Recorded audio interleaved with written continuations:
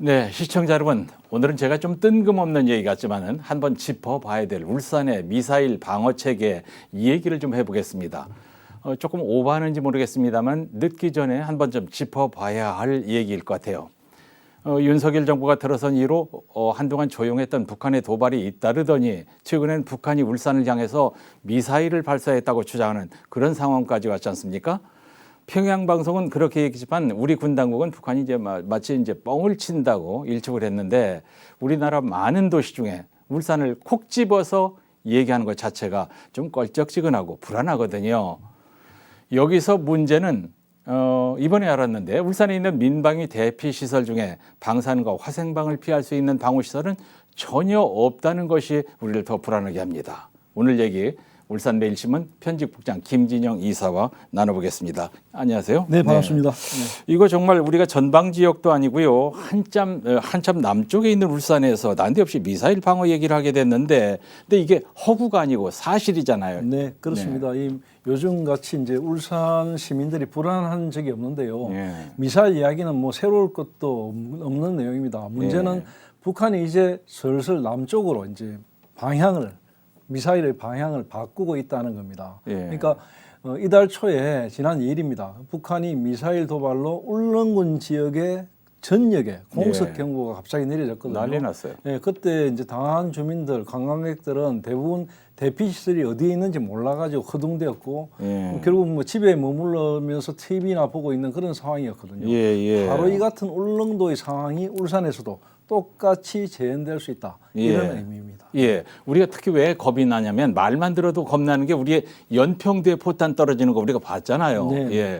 그래서 코너에 몰린 쥐가 고양이에게 달려들듯이 북한이 무슨 짓을 할지 예측이 안 되기 때문에 울산에도 미사일이 안 온다고 장담을 못 하겠는데 우리가 그냥 농담처럼 울산의 석유화공단 같은 곳에다가 한 방 쏠지도 모른다. 이런 얘기는 재수없는 예상은 좀 해왔단 말이에요. 네, 뭐 일반적으로 그냥 농담 삼아서 이런 이야기를 하고 했었는데 그러게요. 사실은 이제 이번 달 들어가지고 갑자기 북한이 정색을 하고 울산 쪽으로 쏘았다 이러니까 상당히 이제 좀 결이 좀 다릅니다. 그렇습니다. 북한은 유사시에 KN 미사일 여기에다가 재래식 탄두를 장착해서 남쪽으로 미사일을 발사한다. 이런 계획을 하고 있는 것으로 알려지고 있는데요. 미군의 지상 병력이 정원되지 않는 단기간 안에 수도권 등 남한의 핵심 지역을 장악하겠다. 그리고 미국과 한국 정부 유엔 사령부의 휴전을 제안한다. 이른바 단기 남침 정령 계획이라는 북한의 작전 계획에 나오는 그 이야기입니다. 그 첫 목표 지역이 바로 수도권이고 두 번째가 울산이라는 것이 이번 북한 미사일 발사 주장으로 더욱 확실해졌습니다. 북한은 선제 타격 이후에 휴전할 때까지 수도권의 주요 자산, 금융 자료 이런 것들을 가져가고 울산 등 산업시설을 때려가지고 우리의 발목을 잡겠다는 계획을 세우고 있는 것으로 알려지고 있습니다. 이제 북한의 그런 계획은 완전히 이제 전쟁 시나리오인데 서울이 아니면 울산이다. 뭐 저는 꿈에도 못 들은 시나리오인데 김 이사는 이런 얘기 어디서 들었어요? 이건 이제 우리나라에도 이제 작계 1호라고 5015라고 있습니다. 이 작계 5015 같은 경우에는 사실은 이게 침투 작전과 관계되는 북한이 어떤 반응을 했을 경우에 우리가 먼저 선제적으로 대응한다는 그런 시나리오거든요. 마찬가지로 북한도 전쟁 계획의 다양한 시나리오가 있는데요. 이 가운데 군사 전문가들이 이야기하는 그 북한의 계획 가운데 울산은 굉장히 주요 거점 지역이다. 아주 그렇게 뭐 아주 중요한 지역으로 선제 타격하는 일본 지역으로 이제 꼽고 있다는 겁니다. 북한의 전쟁 계획에 다양한 시나리오 나오는데요. 북한이 신종 단거리 미사일을 쏜다면 대상 목표는 예상하기 어렵지 않다. 이렇게 보고 있습니다. 일단 육해 공군본부가 있는 충남 계룡시 그리고 서울의 용산 국방부 종로의 서울 정부청사나 별관, 강남의 국간정보원이나 경기도의 가천정부청사, 그리고 세종에 있는 정부 세종청사, 이건 당연히 최우선 목표입니다. 그게 타격 우선순위가 이제 있는데 첫 번째로 서울 일대 타겟으로 삼을 지역이 그렇고 지방을 고른다면 두 번째가 바로 울산이다? 그렇죠. 북한 입장에서 보면은 울산은 아래 위로 원전이 있는 원전 지역이죠. 있죠. 원전이 있고 대규모 원유 저장 시설이 울산에 있거든요. 예. 그러니까 1차 타격 목표인 것과 동시에 또 한편으로는 보호 대상이기도 합니다. 전쟁 이후에 자기들이 이곳을 점령해 가지고 뭔가를 해나가야 되는 지역이기 때문에 함부로 두드릴 수 없는 지역이기도 하다는 거죠. 아하. 다만 그 원전 타격 등으로 자기들이 이제 상황이 급해질 경우에는 원전이 있는 곳을 타격을 할 경우에 예. 오키나와나 괌에 주둔하고 있는 미군들이 우리나라로 들어오는 길목이 막힌다는 거예요. 방사능이 유출되기 경우에는 그만큼 늦어지거든요. 그런 것을 노리고 두드릴 수 있다. 그런 것이고요. 네. 기습 남침의 효과가 극대화되기 위해서는 우선순위라는 점에서 울산은 반드시 이제 어떤 타격 목표가 될 것이다. 예. 원전 피해 이후에 자신들에게 가해질 보복 공격 등에 따른 어떤 문제 등 이 부분은 사실은 쉽게 선택하기 어려운 점도 있지만 네. 불가능하다는 하지도 않다는 것입니다. 네. 이제 이판사판이 됐을 때 할 수 있는 이제 상황이겠지만 뭐 그렇게 하면 지들도 끝나죠.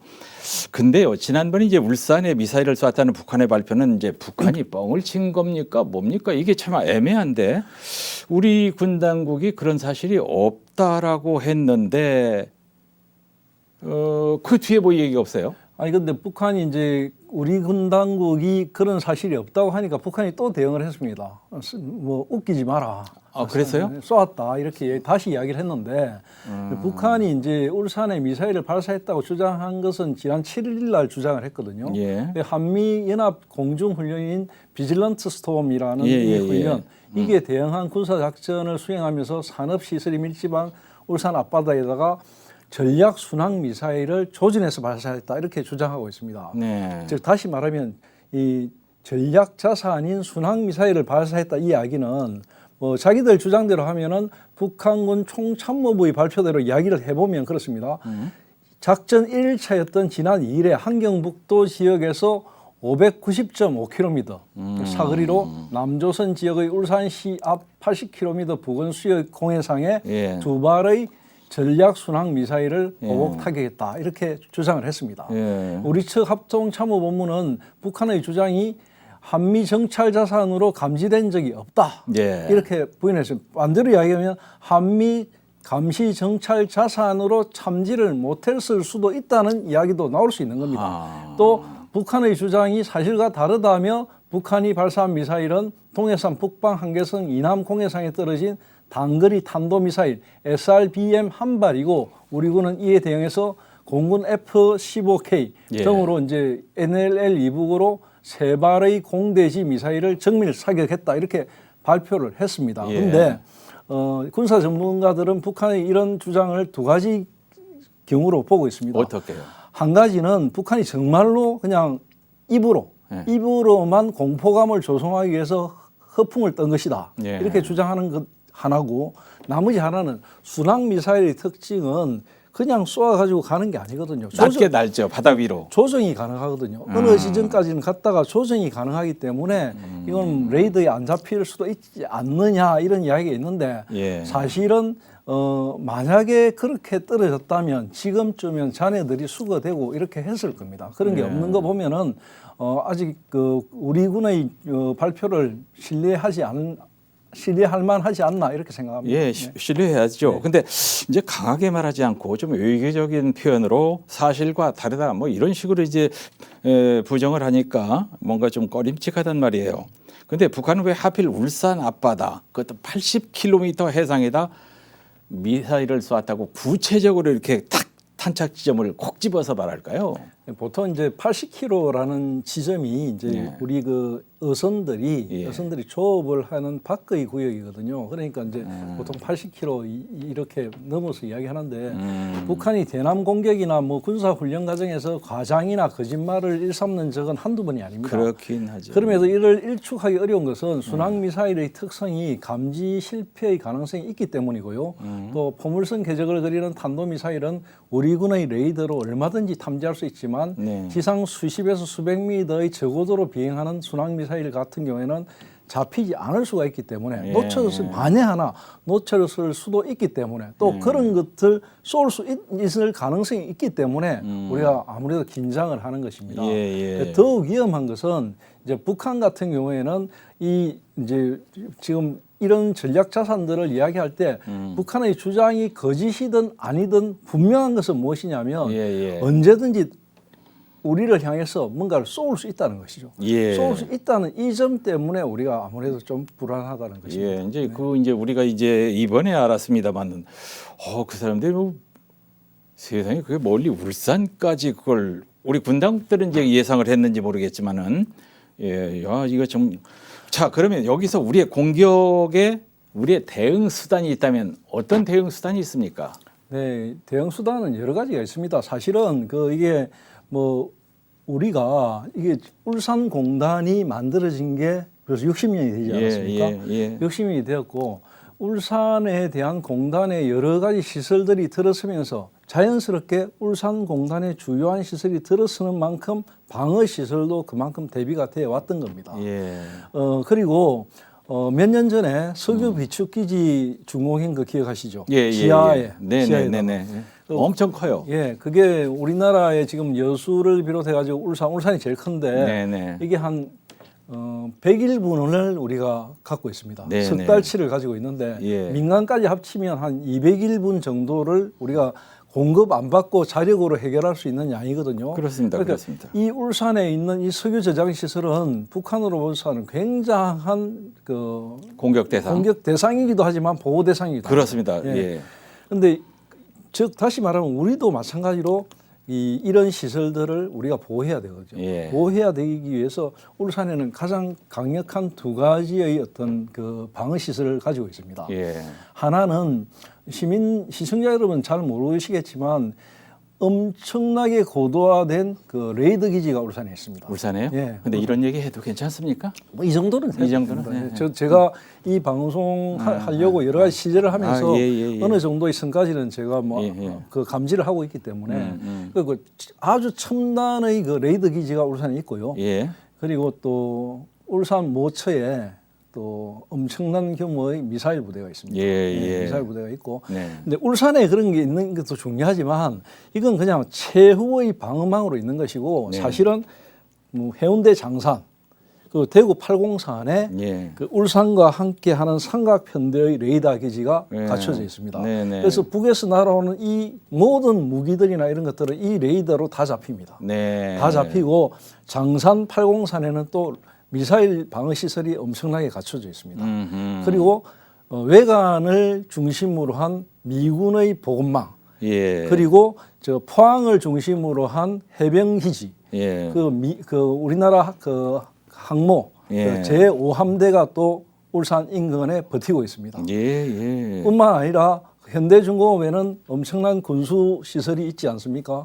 그리고 시청자 여러분은 잘 모르겠지만 울산에 있는 여러 농공단지 이런데 우리 군수 물자를 제작하는 공장들이 여럿 있습니다. 울산에도 네, 있습니다. 예. 그런 새로운 이야기들 좀 알게 되실 건데요. 울산에는 시청자 여러분들이 생각하는 것 이상으로 많은 시설들 그리고 방어 시설 이런 게 갖춰져 있다는 거 예. 이거 알고 계실 필요가 있을 것 이제 같습니다. 왜냐하면 우리가 우리에게 그런 방어 시설이 있었구나 이거 지금 몰랐던 얘기를 알게 돼서 다소나마 이제 안심할 수 있으니까 네. 좋습니다. 혼자만 알면 멍겨 알려줘야지. 네, 예. 맞습니다. 예. 참 레이더 기지 미사일가 있다는 거 저는 처음 듣는데 편집국장의 고급 정보 수집 능력 참 좋습니다. 네. 네. 그래도 지난번에 문제가 됐지만 방호 시설이 거의 없는 부분 이거 진짜 문제 아닙니까? 예, 울산에 이제 민방위 방어 시설이라고 하는데요. 예. 이 민방위 방어 시설이 사실은 좀 부실합니다. 예. 이 부실한데 이건 문제가 있는 게 왜 문제가 있냐면 울산이 후방 지역이라는 이유로 방어 시설 지원의 우선순위에서 배제를 해서 빠졌어요? 빠져가지고 지원을 많이 안 했거든요. 그러니까 이번에 북한 도발을 계기로 울산이 더는 안전지대가 아니라는 사실을 알게 됐으니까 예, 예. 울산 지역에 여러 가지 이제 방어 시설망을 갖춰야 된다 이런 인식이 좀 될 것이고 예. 이래서 이 부분에 대한 이제 목소리가 좀 키워져야 한다 이런 필요성이 제기되고 있는 상황입니다. 우리가 지난번 지난 시절에 그 종합체육관 앞에 말이죠. 네. 그 지하에 네. 민방 교육 시설 그런 곳이 그런 시설인가요? 그뿐만 아니고 네네. 울산에 있는 이제 여러 가지 방어 시설 가운데 물론 그 방금 말씀하신 그곳도 옛날에는 방어 시설이었는데 네. 지금은 방어 시설로 지정된 곳들이 대부분 아파트 지하 주차장이라든지 뭐 이런 데가 되게 많습니다. 그래서 사실은 지금 구군 시에서 이제 방어 시설이라고 지정해 놓았던 곳들을 예. 사실은 우리 아파트에 있는 지하 주차장이 방어 시설이었나 이런 거 잘 모르는 주민들이 훨씬 많습니다. 그 정도로 예. 지금 부실하게 관리되어 있다 이렇게 예. 보시면 됩니다. 네. 이제 최근에 북한의 미사일 도발이 계속되면서 울산 시내에서 공습 경보 비상사태 발령이 되면 시민들이 어떻게 행동해 주십시오. 이제 그 방송이나 신문에서 이거 많이 알려줘야 되겠는데 어떻게 하라는 거죠?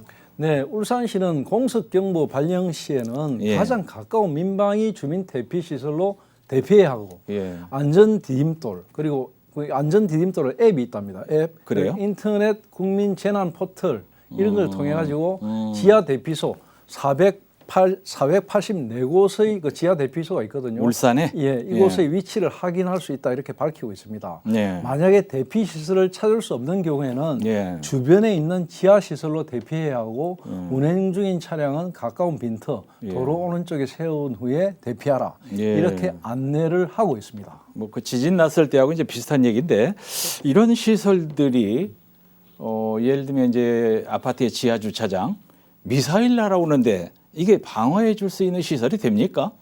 네, 그러니까 이제 야 무슨 소리 하나 미사일 날아오는데 이게 말이 되나 이렇게 그러게 했는데 말이에요. 예. 바로 문제가 거기에 있습니다. 울산시가 안내하고 있는 대피 시설을 살펴보면은 상황이 굉장히 심각합니다. 예. 민방위 대피소로 지정된 곳은 아파트 지하 주차장 예. 아니면 뭐 대피 공간이라 해도 외부하고 차단이 된 곳이 아니고 뻥 뚫려 있는 곳이거든요. 그러니까 화학 사고라든지 어떤 뭐 인화성 물질들 이런 거 독성 물질들이 들어오면은 피신이 아니고 이건 그대로 그냥 받아야 됩니다. 그렇기 때문에 뭐 아무런 대피 시설이라고 할 수 없고요.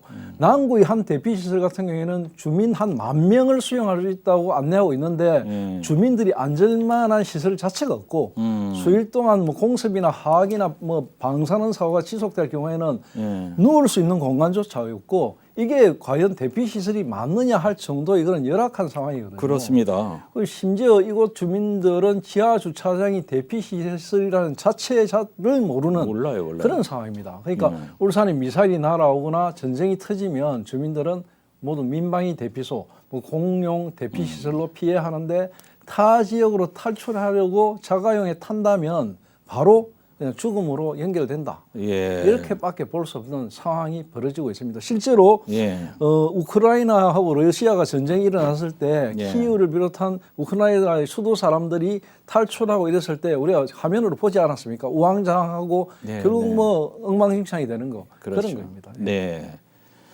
자, 일어나지 않은 끔찍한 시나리오는 이제 우리가 읽어보기도 싫지만 대비는 해야 되는데 지금 방호 시설의 수준이 걱정인데 최소한 말이죠. 뭐랄까 남구에 동굴피아 있잖아요. 거기 이제 많은 사람이 들어갈 수는 없지만 그런 시설이어야 될 것 같은데요. 뭐 물론 이제 그런 시설들을 완벽하게 많이 갖추고 있으면 좋겠지만 지금 이야기하는 484개의 어떤 민방위 대피 시설 이거는 거의 이제 가장 기본적인 시설에 불과합니다. 그러니까 우리가 훈련 상황 이럴 때는 뭐 거기 들어가서 잠시 있을 수 있지만은 거기서 거주를 한다든지 오랫동안 머무를 수 있는 이런 시설이 못 되거든요. 그래서 울산시 전역의 아파트나 관공서 등의 지하 주차장이나 뭐 지하 상가라든지 뭐 이런 부분들은 울산 지역의 화생방이나 방사능을 견딜 수 있는 방호 시설은 아니다. 확실합니다. 그래서 이런 부분에 대한 정부 지원의 대피 시설은 하나도 없기 때문에 이 부분에 대한 보완이 필요합니다. 애시당초 울산은 그런 대비책에서 완전히 해야 되는 지역이 왜냐하면은 이런 것들이 만들어진 건 10년 전에 연평도 포격 사건 이후에 일어났는데 네. 이것들이 대부분 경기, 강원, 인천 등 국경 접근 근접 지역에 있는 지역에 그렇습니다. 이런 방어 시설을 막 만들었습니다. 그러니까 예. 울산 같은 경우에는 일단 거기서 많이 제어되어 있었죠. 예. 제어되어 있었는데 이번에 이제 이게 막 미사일이 온다 이렇게 하니까 예. 다시 한번 점검을 하고 이렇게 되었던 것입니다. 예. 저 거듭 얘기입니다만 울산은 화학 공장도 있고 또 원전도 주변에 있기 때문에 그러면 울산의 특성을 고려한 대피 시설을 설치하도록 정부가 지원 좀 해줘야 되잖아요. 우리가 요청을 또 해야 되고 당연합니다. 아직은 근데 그런 게 없었어요. 예, 당연합니다.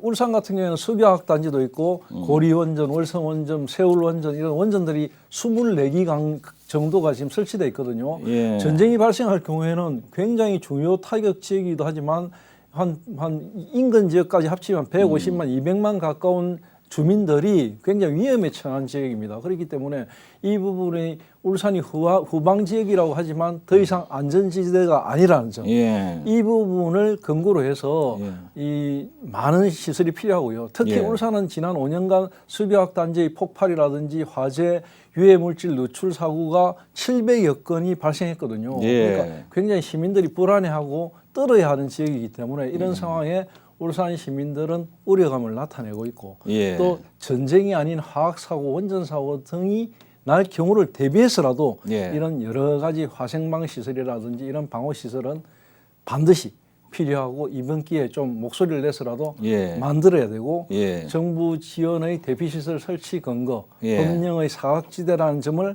좀 부각해야 된다. 예. 이럴 필요가 있습니다. 예. 그게 우리가 행안부에 이제 계속 요청해야 되죠. 네, 그렇습니다. 예. 그러니까 울산시는 행정안전부에다가 그 방호 시설을 갖춘 대피 시설을 건설해 달라고 요청하고 있습니다. 예. 실제로. 그리고 울산의 특성을 고려해서 화학 사고 등이 발생할 경우에는 대피할 수 있는 화생방 방호 시설에 대한 국비 지원 예. 이것이 절실하다. 울산이 비록 후방 지역으로 분류돼 있지만 예. 수교학 단지라든지 원자력 발전소라든지 이런 부분을 고려한다면 예. 행정안전부에서 이 부분에 대해서 좀 많이 생각해 달라. 예. 이런 이야기를 최근 들어서 더 목소리를 내고 있는데 네. 앵커님도 아시다시피 정부가 울산에 지원하는 것들이 뭐 가장 기본적인 도로 인프라에도 인색한데 네, 이런 네. 부분들은 후순위로 밀릴 수밖에 없는 그런 상황입니다. 예, 예. 이제 울산에서 뭐 해마다 안전 한국 무슨 훈련, 뭐 방위 훈련 이런 거 많이 하잖아요. 울산이 통합 방위 시스템이 갖춰진 게 2013년입니다. 예. 2013년에 육군 53사단을 중심으로 해서 울산시와 53사단이 연계된 통합 방위 시스템을 구축하고 울산에 어떤 적의 침략이 있을 경우에는 어떻게 대비한다. 예. 작전 계획을 그때 마련했습니다. 근데 이 한 10년 됐거든요. 예. 근데 어떤 작전 계획도는 만들어져 있는데 여기에 갖춰져야 될 기본적인 인프라들은 부족하다는 겁니다. 그러니까 이런 부분들을 지금 이제부터라도 하나씩 보완해 나갈 필요가 있습니다. 예. 하나씩 보완. 그 부분을 조금만 더 얘기해 주시죠. 네, 어떤 거냐면 네. 지금 그냥 마구잡이식으로 아파트 지하 주차장 뭐 예. 이런 거 막 해놨거든요. 예. 이런 게 아니라 좀 더 그 많은 시민들이 들어가서 안전하게 지낼 수 있는 곳. 예를 들자면 이런 겁니다. 원자력 발전소에 만약에 사고가 났을 경우에 예. 많은 주민들, 적어도 1만여 명 이상의 주민들이 한꺼번에 들어가서 며칠 정도는 보낼 수 있는 그런 시설들을 갖춰놔야 한다. 예. 예. 아직까지 이제 울산에서 이런 내용의 방송은 처음인데 우리가 김 이사께서 많이 지금 공부를 해오셨는데 이제 북한이 자꾸 울산에다 미사일 쏘았다고 하니까 우리가 한 번은 짚어봐야 될 얘기를 오늘 꼭 짚어봤습니다. 이슈였습니다. 도움 말씀을 많이 해주신 울산매일신문 편집국장 김진영 이사 고맙습니다. 감사합니다.